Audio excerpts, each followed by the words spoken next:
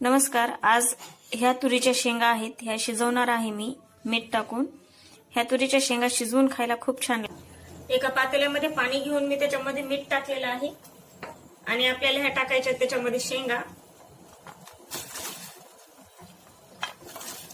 आणि गॅसची फ्लेम कमी करून ह्या शिजवून घ्यायच्या आहेत आपल्याला. ह्या शेंगा शिजवून खायला खूप छान लागतात.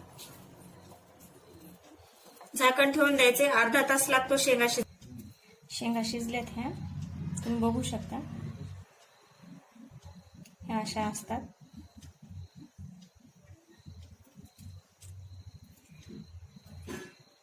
अशा सोलायच्या आणि खायच्या. ह्या तुरीच्या शेंगा आहेत.